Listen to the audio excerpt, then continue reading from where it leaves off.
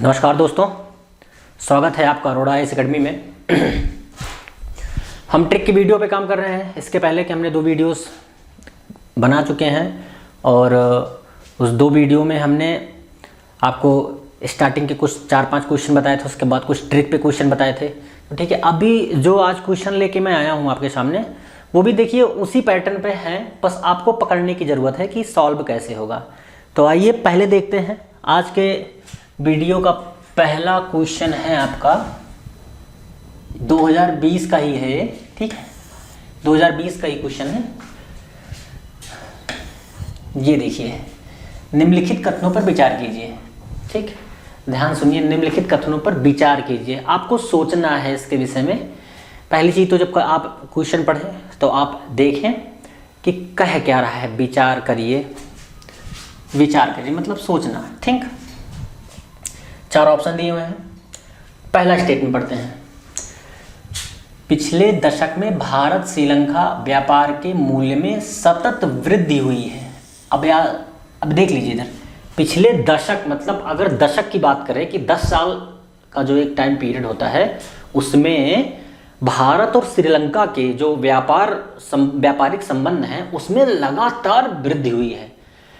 अब अभी इस पे नहीं जाते हैं कि रॉन्ग है या फिर राइट है, ठीक है। अभी सिर्फ ये देखते हैं कि स्टेटमेंट कह क्या रही है। तो हमने बोला कि एक 10 साल का उन्होंने एक दशक माना, उन्होंने उसमें देखा कि वास्तव में भारत और श्रीलंका के बीच जो व्यापार हुए थे उसमें लगातार वृद्धि हो रही है, इनका ये कहना था। अब दूसरे स्टेटमेंट पे आते हैं। वो बोल रहा है कि भारत और बांग्लादेश के बीच होने वाले व्यापार में कपड़े और कपड़े से बनी चीज़ों का व्यापार प्रमुख है। ठीक, भारत और बांग्लादेश के बीच होने वाले व्यापार में कपड़े और कपड़े से बनी चीज़ों का व्यापार प्रमुख है। ये भी एक जनरल स्टेटमेंट है। अभी तक आपको ये नहीं लगा होगा कहीं से कि ये स्टेटमेंट बिग स्टेटमेंट में आ सकती है। ठीक, तीसरा स्टेटमेंट देख लेते हैं। पिछले 5 वर्षों में दक्षिण एशिया में भारत के व्यापार का सबसे बड़ा भागीदार नेपाल रहा है। ठीक, पिछले 5 वर्षों में दक्षिण एशिया में भारत के व्यापार का सबसे बड़ा भागीदार नेपाल रहा है। दक्षिण एशिया की बात कर रहा है। दक्षिण एशिया में कौन कौन से देश आते हैं आपको पता है? दक्षिण एशिया में कौन कौन से देश आते हैं आपको पता है? अगर नहीं पता है तो मैप आप देखिए, मैप आपको याद होगा। नॉर्मल सी बात है, सिर्फ हमने तीनों स्टेटमेंट पढ़ी, हमको लगा कि तीनों सही होंगी। हम सिर्फ यहाँ जो ट्रिक सीख रहे हैं उस ट्रिक का काम यही है, उस शब्द को पकड़ना जिससे हमारा क्वेश्चन डायरेक्ट निकल जाए। पिछले 5 वर्षों में दक्षिण एशिया में भारत के व्यापार का सबसे बड़ा भागीदार नेपाल रहा है। आपने कहीं सुना है? मतलब आपको नहीं लगा कि किसी प्रकार से कुछ गलत बोल रहा है? सिंगापुर बोलता तो समझ में आ सकता था, इंडोनेशिया मलेशिया बोलता, उस साइड में बोलता दक्षिण भारत के संदर्भ में, तब तो समझ में आता। नेपाल, अब सोचिए 98% जिसका व्यापार भारत के ऊपर ही पूरी तरह आश्रित हो या डिपेंडेंट हो, मतलब नेपाल एक ऐसा देश है कि पूरी तरह भारत पे ही आश्रित है। लगभग सारे मटेरियल यहीं से जाते हैं, यहीं से आते हैं। और वो बोल रहा है कि सबसे बड़ा भागीदार भारत सबसे बड़ा भागीदार हो सकता है। भारत सबसे ज़्यादा सरप्लस में रहता है नेपाल से व्यापार करने पर, लेकिन नेपाल इतना बड़ा देश भी नहीं है और इतना बड़ा भागीदार भी नहीं बन सकता, क्योंकि पहाड़ी क्षेत्र पर बसा हुआ है। नॉर्मल बहुत सारी चीज़ों की सप्लाई वहाँ नहीं हो पाती, समुद्र से दूर भी है। तो एक कॉमन सेंस ये कि नेपाल कैसे हो सकता है। अगर इसी जगह पे कुछ और किसी देश की बात करता, जैसे बांग्लादेश, सिंगापुर, मलेशिया, इनकी बात करता, तो एक बार विचार ये था कि हाँ हो सकता है ऐसा। लेकिन नेपाल, आपको जो मतलब कॉमन सेंस वाली बात है कि जो हिंदुस्तान में रहते हैं उनको सबको पता है कि नेपाल एक छोटा सा देश है और जिससे हमारे रोटी बेटी का संबंध है। तो ये स्टेटमेंट नहीं हो सकती, मतलब असंभव है, पॉसिबिलिटीज नहीं है। तो वो भी पिछले 5 वर्षों में, किसी एक वर्ष की बात करता तब भी ठीक था। तो हमने केवल क्या किया कि यहाँ थर्ड को काट दिया डायरेक्ट। अब आप आ जाइए पहली और दूसरी ऑप्शन पे, पहले और दूसरे ऑप्शन पे। इसमें लिखा हुआ है 1 और 2 और 2। इसका मतलब ये है कि बचे दो ऑप्शन में दो तो मतलब पक्का सही है। मतलब ये स्टेटमेंट हम नहीं जानते, चलो हमें नहीं पता, हम ये कह रहे हैं हमें नहीं पता है। भारत और बांग्लादेश के बीच होने वाले व्यापार में कपड़े से बनी चीजों का व्यापार प्रमुख है। आपको नहीं पता, लेकिन फिर भी सही है, क्योंकि वो स्टेटमेंट में बचे तो दो ऑप्शन में दोनों जगह पे 2 है। कैसे सही है ये भी एक्सप्लेन कर देते हैं। आपको पता होगा जो पश्चिम बंगाल था कपास उत्पादन में पहले उसका प्रमुख स्थान था, लेकिन उसका आधा हिस्सा चला गया बांग्लादेश में, वही बांग्लादेश बन गया। तो जो कपास का प्रमुख उत्पादन होता था वो बांग्लादेश बस पश्चिम बंगाल में होता था, और अब भी पश्चिम बंगाल में ही होता है। लेकिन वो पश्चिम बंगाल किसका हिस्सा हो गया? बांग्लादेश का, मतलब पूर्वी पाकिस्तान जिसको पहले बोला जाता था। तो नॉर्मल सी बात है कि कपास वहाँ भी अच्छी होती है, भारत में भी होती है। टॉप 4 कंट्रीज में बांग्लादेश भारत दोनों आ जाते हैं, तो इसीलिए जर्नल स्टेटमेंट थी ये सही हो गई। मतलब दूसरा हमारा एकदम सही है, हमें इससे कोई मतलब लेना देना नहीं है कि नहीं सही हो सकता। अब बच रहा है 1। पिछले दशक में भारत श्रीलंका व्यापार के मूल्य में सतत वृद्धि हुई है। 10 सालों में ऐसे कहीं क्वेश्चन अगर आपको लिखा मिले सतत वृद्धि हुई है, सतत वृद्धि तो कभी नहीं होगी ना। अच्छा एक बात बताइए, सतत वृद्धि का मतलब है, मैं आपको बता देता हूं, आज इन दोनों के बीच में 1.2 बिलियन डॉलर का निर्यात या आयात हुआ। अगले साल फिर 1.3 का हो, 1.4 का हो, ऐसे कर कर कंटिन्यू हो, लगातार हो, मतलब कम ना हो, वृद्धि कंटिन्यू होती चली जाए। ठीक, तो कहने का मतलब यह है कि जब ऐसी चीजें चले, लगातार बढ़ती ही रहे, सतत वृद्धि हो, तो उसको वृद्धि बोलेंगे। लेकिन क्या पॉसिबिलिटीज हैं ऐसी, ऐसा संभव हो सकता है क्या सतत वृद्धि हो किसी के व्यापार में? या मतलब एक सिंपल सी बात है कि किसी साल हो सकता है, जैसे मान लीजिए 2020 में कोरोना आ गया, व्यापार सारे देशों से बंद हो गया, सबने अपने अपने यहाँ की सीमाएं बंद कर दी। अब जब निर्यात और आयात दोनों लगभग शून्य हो गया, क्योंकि अब कोरोना काल में लॉकडाउन लगा हुआ था, तो आदमी आता जाता कहीं था नहीं, उसमें खत्म। तो सतत वृद्धि तो वहाँ ब्रेक हो गया ना। सतत वृद्धि का जो कॉन्सेप्ट था वहाँ तो ब्रेक हो गया ना लॉकडाउन में। तो सतत वृद्धि कैसे हो गई पिछले 5 साल में? ये था कॉन्सेप्ट इसका। तो कुल मिलाकर के जब हम पहला काट देंगे तो इसका आंसर केवल 2 आएगा। ठीक, और दूसरा मेथड ये है कि अगर आपको सतत वृद्धि पता होती तो आप पहले ही एलिमिनेट कर देते इसको डायरेक्ट। आप पहले कुछ ऑप्शन को पढ़ के डायरेक्ट एलिमिनेट करते, तो आपके पास 2 ऑप्शन बचे, या तो 2 सही है या तो 3 सही है। और तीसरा तो एक्सट्रीम स्टेटमेंट थी, मतलब देखते ही आप कहते नेपाल नहीं हो सकता, बांग्लादेश देते या सिंगापुर मलेशिया देते तो मानते। एक्सट्रीम स्टेटमेंट थी तीसरी, तो 2 ही होता। ये था डायरेक्ट आंसर। ठीक, अब आ जाते हैं नेक्स्ट क्वेश्चन पे। आपको जो मैं दिखाना चाहता हूँ, दिखाना ऐसे मतलब ये कि जैसे कुछ लोग क्या है भाग जाते हैं। अब देखिए ये क्वेश्चन देख रहे हैं ना आप, ये क्वेश्चन देखिए 66 नंबर 66 नंबर क्वेश्चन देखिए। 66 में ये देखिए बड़े बड़े शब्दों में मैं आपको दिखा दे रहा हूं, इसलिए ताकि हो सकता है कि थोड़ा छोटे में दिखे तो शब्द समझ में ना आए इसीलिए बड़े में दिखा देने से फ़ायदा ये होगा कि आपको चीज़ें और अच्छे से समझ में भी आ जाएंगी। ठीक है, अब हम इस क्वेश्चन को पढ़ते हैं। कुछ बहुत खास नहीं दे रखा है, अब केवल क्वेश्चन को ध्यान से पढ़िए। ये मत सोचिए कि बहुत बड़ा क्वेश्चन है, बिल्कुल नहीं। ये सोचने की ज़रूरत अभी आपको बिल्कुल भी नहीं है कि बहुत बड़ा क्वेश्चन दे रखा है। सिर्फ आप इस पर ध्यान लगाइए कि वास्तव में क्या बोल क्या रहा है क्वेश्चन क्या बोलना चाहता है, या फिर किस टाइप की इंफॉर्मेशन दे रखी है इसमें, किस टाइप की इंफॉर्मेशन दे रखी है। ठीक है, देखिए 5 स्टेटमेंट है। क्या है? 5 स्टेटमेंट है।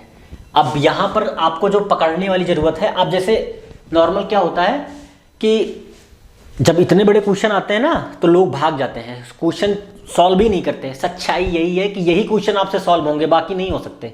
नॉर्मल इसलिए नहीं हो सकते कहते हैं ना कि यूपीएससी के प्रीलिम में सूर्य भगवान के तले तले, मतलब सूर्य के नीचे की जितनी भी चीजें होती है ना पूछ लेता है। 100 क्वेश्चन बनाता है ना, तुम्हें 1000 कॉन्सेप्ट पूछता है वो। तो सच्चाई भी है, ऐसा नहीं है, लेकिन उसको सॉल्व किया जा सकता है। अब जैसे इतने देखिए, इतना स्टेटमेंट दे रखा है, इतना बेग स्टेटमेंट है ये। देखिए 1 2 3 4, आपको पढ़ने में ही 5 मिनट लग जाएंगे, तो आप क्वेश्चन के सॉल्व, वो भी इतने प्रेशर में। 2 घंटे का टाइम होता है, आप पढ़ोगे ही नहीं। लेकिन प्लीज ऐसे क्वेश्चन को स्किप मत करें, यही आपको पास करवाएंगे। 25 से 30 क्वेश्चन तो सब सही कर लेते हैं, यही 15-20 क्वेश्चन होते हैं। अगर आप सही कर लें तो सोचिए, मान लीजिए इससे आप अटेम्प्ट किए, आपने सही अटेम्प्ट नहीं किया, आपने ऐसे क्वेश्चनों को अटेम्प्ट किया, आपने सही अटेम्प्ट नहीं किया, आपको पता ही नहीं था कैसे अटेम्प्ट करना है, आपने अटेम्प्ट नहीं किया, तो ये 15-20 क्वेश्चन तो गए गई। जो नंबर मिलने चाहिए थे पूरे के पूरे 20 क्वेश्चन पे, वो माइनस लेके गया साथ में। 30 क्वेश्चन सही हो रहा है तो वो आप सोचिए कि 6 क्वेश्चन और माइनस हो गए, आप 20-21 पे आ गए, 50-60 नंबर आपके आएंगे। लेकिन यही 20 सही हो गए, तो आप 6-7 क्वेश्चन जो गलत भी हो रहे होंगे वो भी मिल गए, और 30 सही हो रहे थे वो भी मिले, और 20 ये मिल गए। तो सोचिए 60 क्वेश्चन आप पहुंच गए। डायरेक्ट कुछ नहीं किया आपने, बस थोड़ा सा कॉमन सेंस यूज किया। तो आइए सॉल्व करते हैं। देखिए ये लिखा है किसान क्रेडिट याद योजना। मैंने बोला है जब भी आप क्वेश्चन सॉल्व करने बैठे, आप जैसे ही आपको ऐसे कुछ मिले, किसान क्रेडिट कार्ड योजना, अब जैसे आप एग्जाम में बैठ रहे हैं तो सिंपल सी बात है कि सब कुछ इसी के ऊपर पूछ गया है उसने। योजना, किसान क्रेडिट कार्ड योजना के अंतर्गत निम्नलिखित में से किन किन उद्देश्यों के लिए कृषकों को अल्पकालीन ऋण समर्थन उपलब्ध कराया जाता है। मतलब कि किसान क्रेडिट कार्ड योजना आई थी 1999 में, 98-99 में। उसके अंतर्गत जो किसान होते हैं उनको कौन कौन से ऐसे काम है जिसके अंतर्गत ये ऋण तुरंत, मतलब मान लीजिए कि खेती करनी है किसी को, तो उसके बाद, या खेती करने के पहले ऋण चाहिए, खेती करने के बाद ऋण चाहिए, तो अल्पकाल के लिए ऋण तो चाहिए होता है ना, तो वो किसके लिए था यही पूछ रहा है। अब आइए हम सीधा सॉल्व करते हैं। लिखा हुआ है फर्म परिसंपत्तियों के रखरखाव हेतु कार्यशील पूंजी के लिए। जो फर्म बनाई जाती हैं, फर्म वो किसी प्रकार की हो सकती हैं, ठीक है, फर्म वो किसी प्रकार की हो सकती है। मान लीजिए कोई किसान है, उसने किसान क्रेडिट कार्ड पर लोन लिया, तो वो उसने क्या किया कि वहां पर जहां पर उसकी खेती होती थी वहां पर उसने एक पंपिंग सेट लगा लिया। पंपिंग सेट बनता है जो पानी देने वाला होता है, ठीक है, तो उसने वो लगा लिया, तो उसके लिए वो तो एक प्रकार की फर्म की परिसंपत्तियां हो गई। उसने वहां पर बढ़िया, मतलब दीवार वाल बना करके घर टाइप का बना दिया, उसके अंदर पंपिंग सेट रखा, और उसे में एक अपना जो है आशियाना टाइप का बना लिया, रहने भी लगा। तो उसकी रख रखाव के लिए कार्यशील पूंजी तो कुछ ना कुछ तो खर्चा ही होगा, तो उसी से खर्चा कर रहा है, ताकि जब खेती कटेगी तो हम उसको वापस कर देंगे। हमने कहा कि चलो पहला स्टेटमेंट सही है, हमने कहा कि अब जहां जहां पहला नहीं हो सकता उसको हमने डायरेक्ट काट दिया। अब सीधा आप आ जाइए, सिर्फ इतना देखिए कि कंबाइन कटाई मशीनों, ट्रैक्टरों, मिनी ट्रैक्टरों के क्रय के लिए, ये क्रय मशीनों, ट्रैक्टरों, मिनी ट्रकों, ये भी देखिए ट्रकों, मिनी ट्रकों। अब वर्ड पकड़िए, आप कुछ मत करना, सिर्फ अगर ट्रैक्टर से रिलेटेड मशीन की बात कर रहा होता तो समझ में आता, लेकिन मिनी ट्रकों का कोई काम है क्या किसान क्रेडिट कार्ड से खेती में? ट्रक का काम मान सकता हूं बेचने के लिए हो सकता है, लेकिन किसान क्रेडिट कार्ड योजना जो दी जाती है वो खेती करने के लिए दी जाती है। खेती से रिलेटेड कोई आपको उपकरण खरीदने हैं या कुछ भी है उसके लिए। ट्रकों, मिनी ट्रकों का तो कोई काम नहीं, इतना बड़ा लोन भी तो नहीं देता। अब छोटे किसान है, मान लीजिए किसी के पास 1 बीघा खेती है, 1 बीघा के लिए मान लीजिए 50,000 उसको लोन मिला, तो ट्रक कहाँ खरीदने जाएगा वो? कितनी बेग स्टेटमेंट देख रखी है। आप सोचिए 2-2 जहां दिखे आप काट दो, ये 2 यहाँ पे लिख रखा है, 2 यहाँ लिख रखा है, 2 यहाँ लिख रखा है, पहला और चौथा सही हो गया। हमें नहीं पता बाकी की स्टेटमेंट, हम और पढ़ देते हैं, लेकिन फिर भी अगर आप लोग को लगता होगा। ये देखिए फर्म परिवारों की उपभोग आवश्यकता के लिए, फर्म परिवार वही पहले स्टेटमेंट, जो पहला स्टेटमेंट दे रखा है उसी को नीचे एक्सप्लेन कर रहा है। देखिए कितना इजी दे रखा है कि पहले ही स्टेटमेंट को थर्ड स्टेटमेंट में एक्सप्लेन कर दिया कि फर्म परिसंपत्तियां होंगी क्या? फर्म परिवार एक ही चीज तो है, जो परिसंपत्ति होगी उसको परिवार की तरह तो रखता होगा, परिवार की उपभोग की आवश्यकता के लिए रखता है। अब तीसरा स्टेटमेंट हो गया। अब उसके बाद फसल कटाई के बाद खर्चों के लिए, सिंपल सी बात है, जब फसल कटाई हो जाएगी उसके बाद उसको बहुत प्रकार की जरूरत पड़ेगी, हो सकता है फसल कटाई हो जाए, उसके बाद उसको खेत में नई कृषि उत्पाद लगाने हो। मान लीजिए विविध प्रकार की कृषि करता हो, तो ये साल भर में 4 प्रकार की कृषि करता हो, तो जैसे फसल कटी नेक्स्ट फसल को उगाने के लिए उसको तो किसान क्रेडिट कार्ड से लोन लेना ही पड़ेगा, क्योंकि जब तक वो अपना जो मतलब फसल उगा के रखा है, जिस अगर मान लीजिए उसने फसल उगाई, उगाने के तुरंत बाद तो वो बिक नहीं जाएगी। हाँ, 1 आध महीना 1.5 महीने तो लगेंगे। जब 1 आध 1.5 महीने लगेंगे तो ऑब्वियस सी बात है उसको पैसे की जरूरत होगी। जैसे संसद में जब बजट पास होता है तो तुरंत तो सारा पैसा नहीं मिल जाता ना, संसद को 2.5 महीने के लिए विनियोग विधेयक लाया जाता है, तो उसमें उनको 2-2.5 महीने के लिए 75 डेज के लिए पैसे मिलते हैं कि ताकि आप खर्चा करिए, तब तक जो है आपका पैसा यहाँ से पास हो जाएगा, विनियोग विधेयक पास हो जाएगा, तब पूरा पैसा जब विनियोग विधेयक पास हो जाएगा तो या क्या कहते हैं आपको पूरी रकम मिल सकती है। तो उसी के लिए क्या करते हैं 75 डेज जैसे वो होता है एग्जाम्पल के तौर पे, तो वैसे यहाँ पे भी है, तुरंत तो बिकेगा नहीं, तो उसको पैसे की जरूरत होगी, या तो लोन लेगा या तो किसी उधार लेगा। बात वही पड़ गई कि कोई उधार आजकल टाइम पे देता नहीं है, और लोन वो उसके लिए ज़्यादा सही पड़ेगा। लोन ले लेगा तो सीधी बात है कि वो विकास डायरेक्ट वहाँ पर जा करके बैंक में जमा कर दिया, और किसी से उधार लेगा यहाँ से कि वही लोन उधार एक ही चीज़ है, लेकिन प्राइवेट निजी किसी से लोन लेता है मान लीजिए, तो उसमें क्या है कि 10 दिन के लिए बोला और 10 दिन में व्यवस्था ना हो पाई तो 15वें दिन तो 11वें दिन या 12वें दिन तो वो जो भी जैसे व्यक्ति ने अपना एग्रीमेंट कर रखा हो आकर के मांगने के लिए तैयार हो जाएगा। तो कहने का मतलब ये है कि ये दुनिया भर की बातें हो सकती हैं उसमें, तो इसीलिए आपका चौथा स्टेटमेंट सही हो जाता है। 5वां स्टेटमेंट देख लीजिए, परिवार के लिए घर निर्माण। अब देखिए घर निर्माण, गाँव में शीतगृह सुविधा स्थापित करने के लिए आप अगर कुछ मत करते आप डायरेक्ट 5वें स्टेटमेंट पे आते, लेकिन आपको पता कैसे लगेगा कि 5वां स्टेटमेंट पढ़ना है। लेकिन ऐसे क्वेश्चन में आप ना जब आपको लगे कि 4-4 5-5 आ रहे हैं ना, तो आप डायरेक्ट लास्ट वाले से भी स्टार्ट कर सकते हो, ताकि क्योंकि वो जानता है कि नॉर्मली बच्चे ऊपर से पढ़ेंगे तो टाइम तो लगेगा। किसी को क्या पता कि लास्ट स्टेटमेंट इतनी बेग है कि देखते ही काटा और आंसर देखते ही। अब सोचिए कि 1 मिनट से कम समय लगेगा आपको इस 5वीं स्टेटमेंट को पढ़ने में। आपने परिवार के लिए घर निर्माण जैसे ही पढ़ा, क्वेश्चन समाप्त हो गया, 5-5 काट दीजिए, आपका 1/3 4 आंसर है। आपको पता ही भी नहीं है कि ऊपर आगे के 4 स्टेटमेंट में लिखा क्या था, और आप पास हो जाओगे और आपको खुद यकीन नहीं होगा।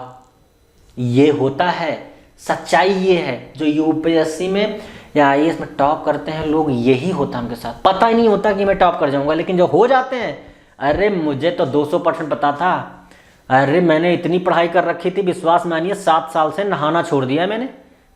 लोग ऐसे बोलते हैं, सच्चाई है। मैं 4 साल से सीढ़ियों से नहीं उतरी, अरे भाई इतना भी नहीं कि 4 साल से सीढ़ियों से नहीं उतरे, ऐसा नहीं होता ना। तो बस आज के लिए इतना ही। सिर्फ आपको ये बताना है कि प्लीज़ क्वेश्चन को ज़्यादा से ज़्यादा अटेम्प्ट करें, ऐसे बिग स्टेटमेंट से बिल्कुल मत डरें। और जब ऐसे 5 प्रकार ऐसे स्टेटमेंट आए जिसमें 1 2 3 4 5 तक हो, तो आप लास्ट स्टेटमेंट से शुरू करें। जैसे 5वां मैंने समझाने के लिए स्टार्टिंग से बताया था कि आपको ये ना लगे कि हाँ शॉर्टकट बता रहे हैं, बहुत ज़्यादा शॉर्टकट नहीं, हर चीज़ का एक्सप्लेनेशन भी है अपना। और 5वें से आप जैसे अभी इसमें 5वां स्टेटमेंट पढ़ते तो देखिए डायरेक्ट ये 5 यहाँ भी है, 5 यहाँ भी है, 5 यहाँ भी है, डायरेक्ट एलिमिनेट हो जाते हैं, डायरेक्ट आंसर आ जाता है आपका। तो सिर्फ आज के लिए 2 क्वेश्चन, आगे हम 2 से 3 क्वेश्चन और 2020 में ऐसे ट्रिक वाले कराएंगे। आप सोचिए मैंने आपको 4 क्वेश्चन कराए हैं, चारों डायरेक्ट हैं, कोई पढ़ाई की ज़रूरत नहीं है, किसी बुक की ज़रूरत नहीं है आपको। ऐसे क्वेश्चन आपको NCERT में डायरेक्ट मिल जाएंगे। अब सोचिए कि ये डायरेक्ट NCERT का ही तो है। NCERT में आप बेसिक नॉलेज होती है ना, ये मैं कह रहा हूँ, नॉलेज बेसिक होती है, तो ये बेसिक नॉलेज नहीं, क्या PhD करनी थी क्या इसमें? और लोग कहते हैं कि UPSC ने बहुत हार्डेस्ट पेपर बना दिया। सच है, लेकिन उनके लिए है जो सच में पढ़ नहीं पाते, जिनको ये नहीं पता कि पढ़ना कैसे है और सॉल्व करना कैसे है। तो तब तक के लिए अभी के लिए सिर्फ इतना ही। तब तक के लिए नमस्कार, मिलते हैं नेक्स्ट वीडियो में। जय हिंद।